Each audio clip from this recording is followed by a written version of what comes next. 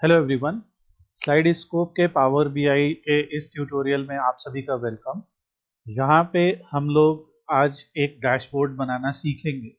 इस डैशबोर्ड का नाम है sales pipeline data analysis dashboard.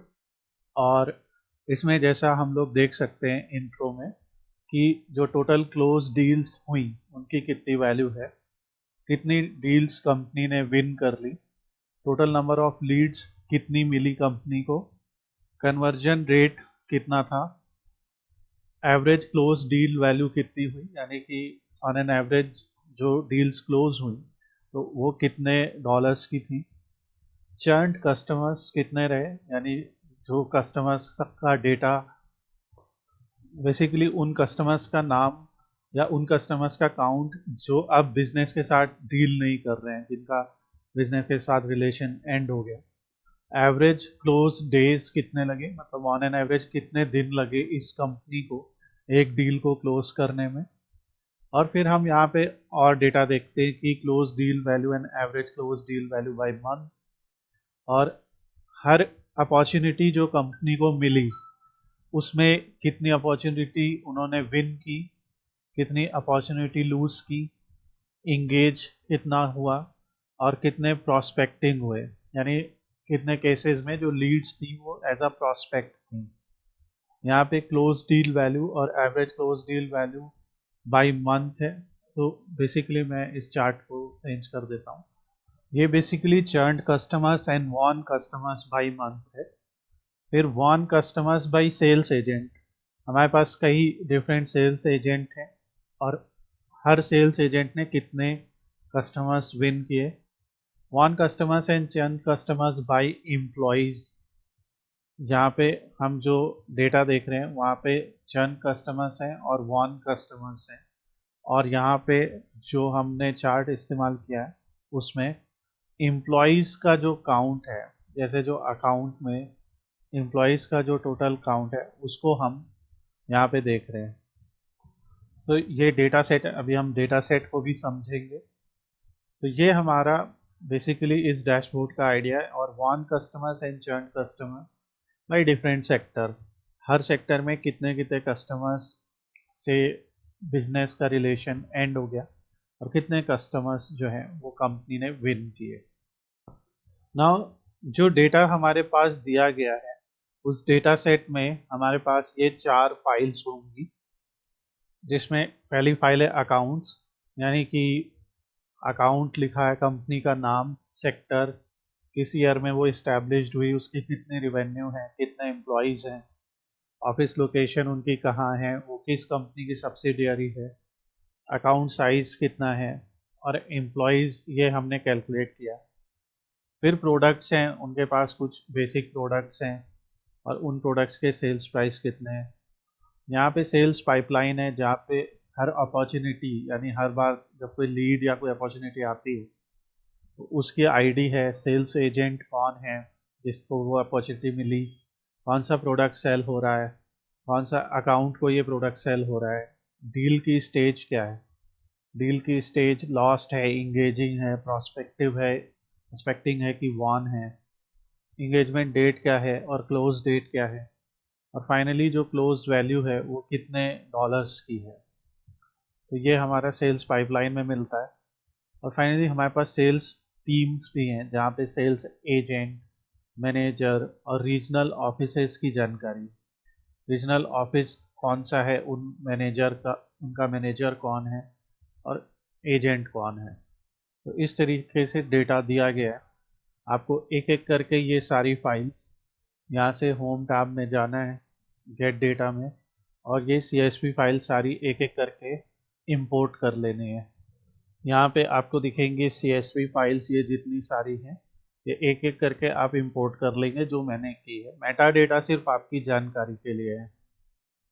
Next, जब ये फाइल्स इंपोर्ट हो जाएंगी उसके बाद आपको यहाँ पे कुछ कैलकुलेटेड कॉलम्स और कुछ कैलकुलेटेड फील्ड्स भी बनानी पड़ेंगी जिसको हम एक एक करके समझेंगे। सबसे पहले हम लोग एक KPI यहाँ पे बनाएंगे। KPI बनाने के लिए हम लोग कार्ड का इस्तेमाल करते हैं। इस कार्ड को आप अपने हिसाब से रिसाइज कर लीजिए। जो हमारे कैनवस का बैकग्राउंड होता है, ये कैनवस है, इस कैनवस का जो बैकग्राउंड होता है वो हम कोई सा डार्क कलर यहाँ से चूज कर लेंगे और इसकी ट्रांसपेरेंसी बिल्कुल ज़ीरो कर देंगे।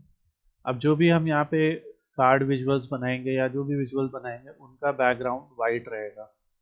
तो यहाँ पे जैसे हमें देखना है कि क्लोज डील्स की टोटल वैल्यू क्या है, तो सेल्स पाइपलाइन में क्लोज डील्स यानी क्लोज वैल्यू नाम से एक फीड दी है, तो बस आपको इसको यहाँ पे ड्रैग करना है। फिर आप यहाँ से उसकी फॉन्ट साइज को एडजस्ट कर लीजिए। अगर आपको फॉन्ट का कलर बदलना है, यहाँ से आप कलर बदल लीजिए। अगर आपको कैटेगरी लेबल का कलर बदलना है, यहाँ से आप कैटेगरी लेबल का कलर बदल सकते हैं, उन्हें बोल्ड कर सकते हैं। इस तरीके से आपका एक कार्ड तैयार होता है। इस कार्ड में अगर आप चाहते हैं, यहाँ से जाके जनरल टैब में जाइए और इफेक्ट्स में से शैडो इनेबल कर सकते हैं। इस तरीके से आपका एक कार्ड बनेगा।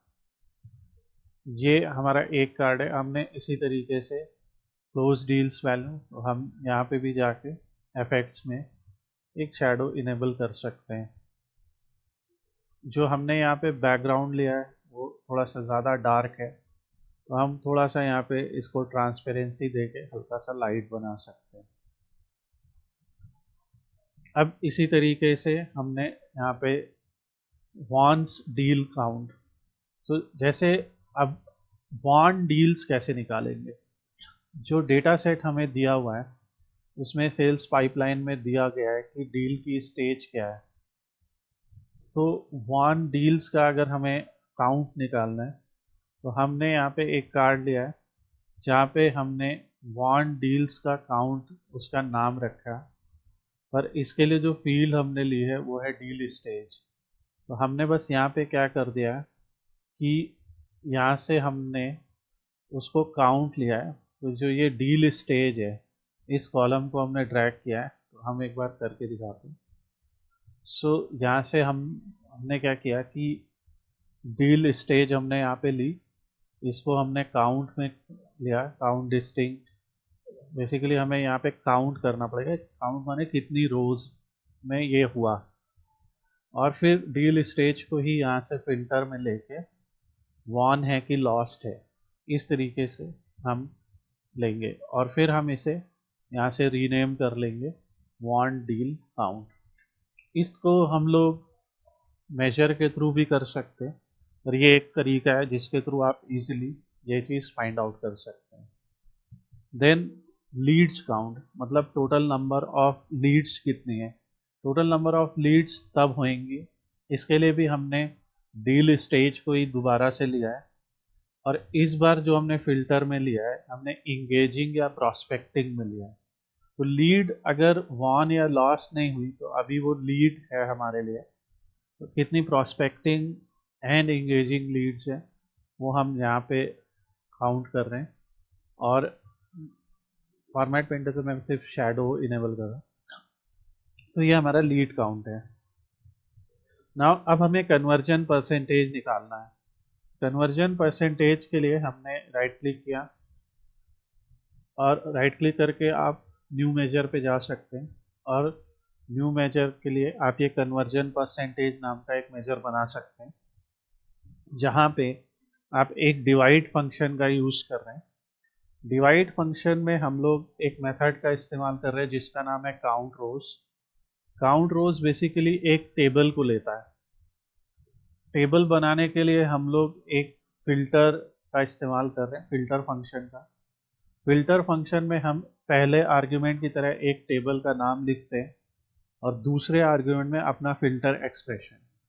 तो हम कह रहे हैं कि सेल्स पाइपलाइन नाम का जो डेटा सेट है उसमें कितनी रोज हैं जब डील स्टेज 1 हो, उसको डिवाइड कर दीजिए उसमें जितनी टोटल नंबर ऑफ रोज हैं।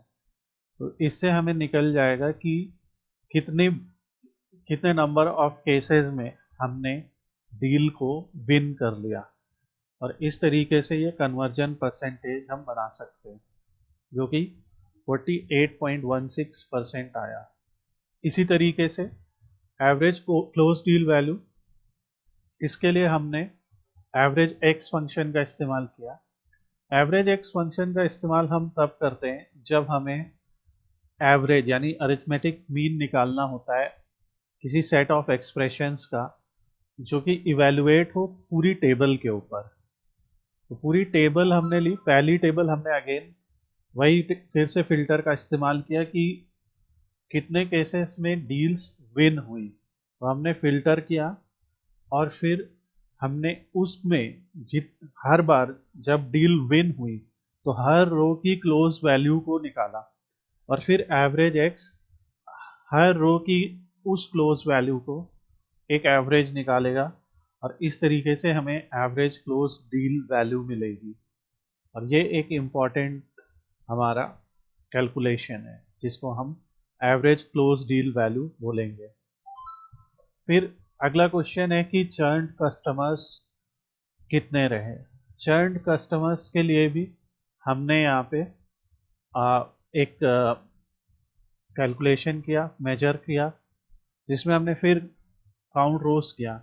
चर्न कस्टमर्स बस बेसिकली वो नंबर ऑफ कस्टमर्स है, हमने एक फिल्टर का इस्तेमाल किया जिसमें जो डील स्टेज है वो लॉस हो गई, यानी कि सिंपली फिल्टर फंक्शन का इस्तेमाल करके हमने जो लॉस्ट कस्टमर्स थे उनके नंबर ऑफ रोज को काउंट कर लिया और इससे हमारे पास एक आंसर आया कि 2473 कस्टमर्स चर्न हो गए।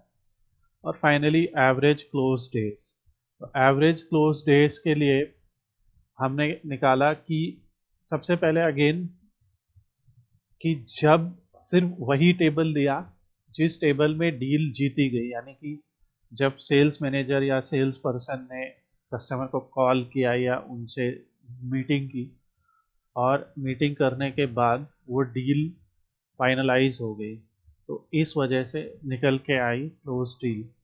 और फिर हमने यहाँ पे एक डेट डिफरेंस निकाला क्योंकि एवरेज क्लोज डेज, तो जिन केसेस में डील जीती गई उसमें इंगेज डेट और क्लोज डेट के बीच में कितने नंबर ऑफ डेज का डिफरेंस था। तो डेट डिफरेंस 3 आर्गुमेंट लेगा ये डेट डिफरेंट फंक्शन, जिसमें पहली डेट जो स्टार्ट डेट होगी यानी जब आपने उन्हें कॉल किया और इंगेजमेंट शुरू हुआ, फिर आपने उनको 2-3 बार कॉल किया होगा, तो एज ए सेल्स पर्सन कई बार कॉल करते हैं, तो यहाँ पे वही लिखा हुआ है कि इंगेज डेट और क्लोज डेट कितनी रही। कई कई डेटा सेट्स में आप देखेंगे कि total number of days already दिया होता है, अदरवाइज हम उसे निकाल भी सकते हैं। और यहीं से हमने निकाला कि ऑन एन एवरेज कितने दिन लगे एक डील को क्रैक करने में, ये एवरेज है। और क्योंकि एवरेज हम पूरे के पूरे कैलकुलेशन पे लगा रहे हैं क्योंकि हमें कोई ऐसा कॉलम नहीं दिया है कि जिसमें डे दिए हों पहले से, हम इसीलिए बिना उस कॉलम को क्रिएट किए हम लोग एवरेज नंबर ऑफ डेज निकाल रहे हैं with the help of filter function, और यही एवरेज एक्स का काम है। अगर डे दिए होते तो हम सीधे एवरेज फंक्शन लगाते, एवरेज ऑफ डेज, तो उसके लिए हम लोग कैलकुलेट फंक्शन का यूज़ करते जो हमने अपने बहुत सारे अदर एग्जाम्पल्स में किया है। इस तरीके से ये हमारे KPI सारे क्रिएट हो गए और ये हमारा KPIs का हो गया डेटा। नेक्स्ट, जब इसके अलावा हमें एक और यहाँ पे कैलकुलेटेड मेजर निकालना है जिसका नाम है वॉन कस्टमर्स, जो हमने निकाला इस तरीके से कि कितने नंबर ऑफ वॉन कस्टमर्स हैं और कितने नंबर ऑफ लॉस्ट कस्टमर्स है। तो यहाँ से जिसको हमने चर्न कस्टमर्स बोला। फिर ये जैसे डेटा है तो इसमें आपने क्या किया कि जो हमारा क्लोज डेट है उस क्लोज डेट में से केवल मंथ को एक्स एक्सिस पे लिया। मैं एक चार्ट ही बनाना सिखा देता हूँ।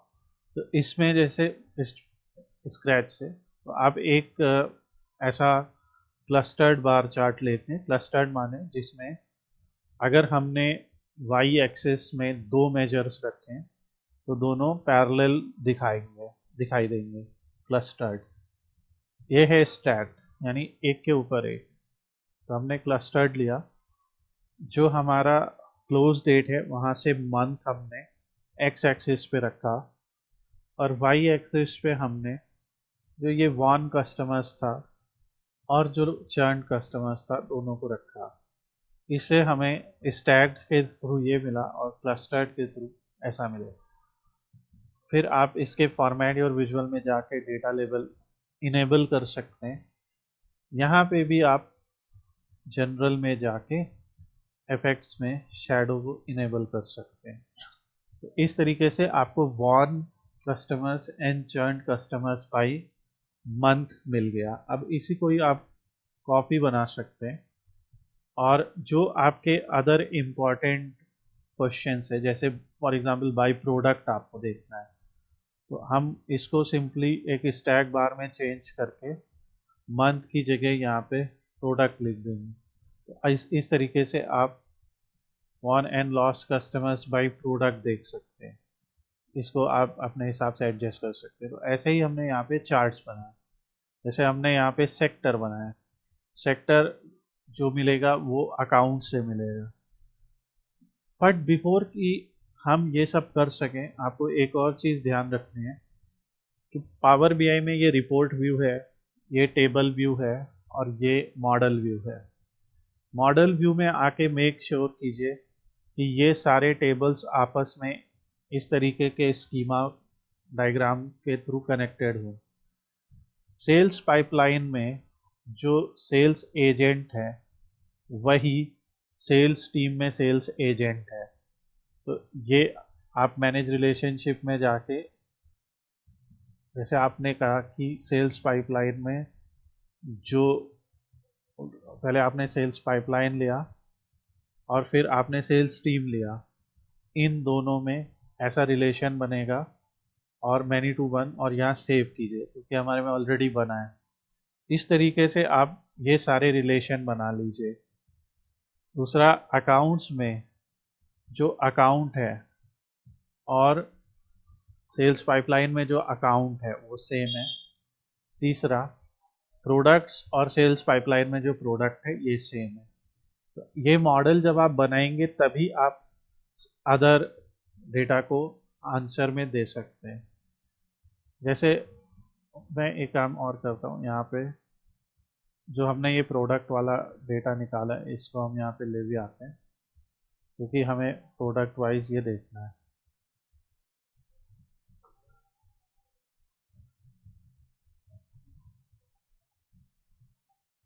इस डेटा को हम लोग एक सिंपल विवन चार्ट के थ्रू भी दिखा सकते हैं।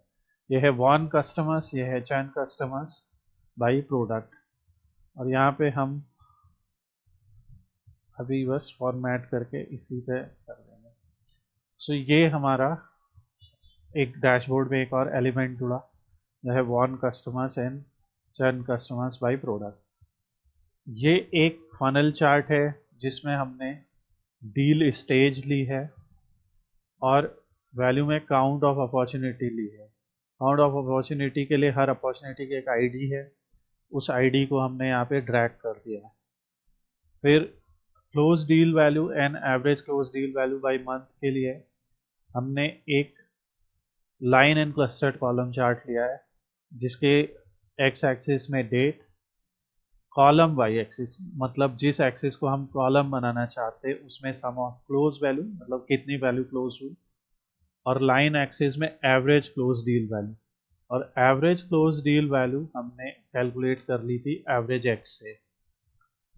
एवरेज क्लोज डील वैल्यू हम तभी लेंगे जब वॉन हुई हो डील। ठीक उसी तरीके से won customers by sales agent, तो जो सेल्स टेबल है वहाँ से हमने सेल्स एजेंट का नाम लिया, और वाई एक्सिस में वॉन कस्टमर्स जो हमने कैलकुलेट किया।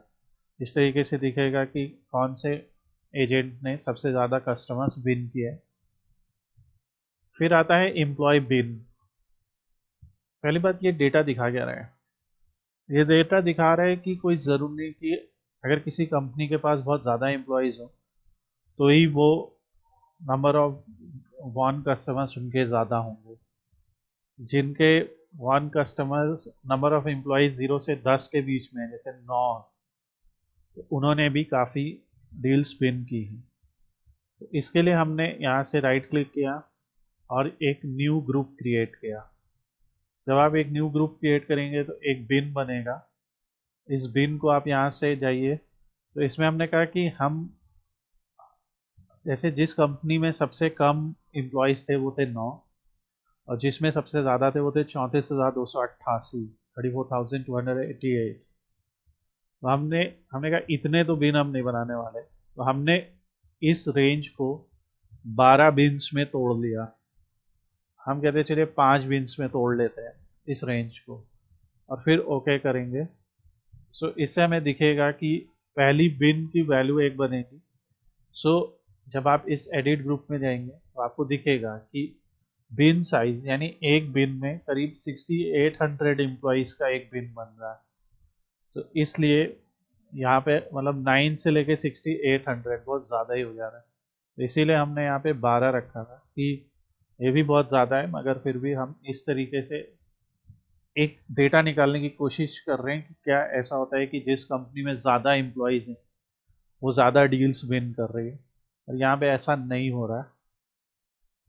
और finally won customers and churn customers, यहाँ पे हमने एम्प्लॉय बिन को एक्स एक्सिस में रख दिया, और ये हमारा एक स्टैक्ड बार चार्ट है जिसमें हमने सेक्टर को वाई एक्सिस में रखा। सेक्टर जो हमें मिलेगा अकाउंट्स में से कि किस सेक्टर में हम डील कर रहे हैं, और वॉन कस्टमर से चर्न कस्टमर। अगर आप इसे क्लस्टर में बदलेंगे तो ये ऐसा दिखेगा। तो ये हमारा एक सिंपल सा डैशबोर्ड है, ये पार्ट 1 है, और इसको आप प्रैक्टिस कीजिए। अगर आपके कोई क्वेश्चंस हैं तो आप ज़रूर पूछिए। इसमें जितने भी ये हमारे डैक्स एक्सप्रेशंस यूज़ हुए हैं वो सारे हम लोग आपको एक एक करके बताएंगे। यहाँ पे एक अकाउंट साइज नाम का भी हम लोगों ने कैलकुलेटेड फील्ड बनाया, जहाँ पे हमने बताया है कि अकाउंट साइज, जिसमें स्विच फंक्शन का यूज़ किया है कि अकाउंट में अगर नंबर ऑफ एम्प्लॉयज़ 10 से कम हो तो हम उसे कहेंगे कि ये माइक्रो कंपनी है। अगर 11 से 200 के बीच में हो तो स्मॉल है। नंबर ऑफ एम्प्लॉयज़ 201 से 500 के बीच में हो तो medium, then large and then enterprise. तो एक्चुअली में ये हमने इसलिए बनाया था ताकि ये एम्प्लॉय बिन की जगह एक्चुअली हम इसे यूज़ कर सकें। तो इसमें आपको दिखेगा कि जो एंटरप्राइज है उसमें आपको दिखेगा वॉन कस्टमर्स का काउंट क्या है। तो इस तरीके से भी आप एनालिसिस कर सकते हैं, जो भी आपका प्रेफरेंस हो। तो ये एक सिंपल डैशबोर्ड है, और इस डैशबोर्ड के ज़रिए आप अपना डेटा एनालिसिस रिपोर्ट बनाइए और हमारे साथ भी शेयर कीजिए कमेंट सेक्शन में। और अगर आपको कोई क्वेश्चंस डिस्कस करने हैं तो डू डिस्कस देम। और अगर आपको डेटा एनालिसिस स्क्रैच से सीखनी है लाइव इंटरैक्टिव क्लासेस में, तो भी आप हमें कांटेक्ट कर सकते हैं। हम गूगल मीट या जूम के ऊपर अपने ऑनलाइन क्लासेस लेते हैं। Thanks for watching this video. Have a nice day.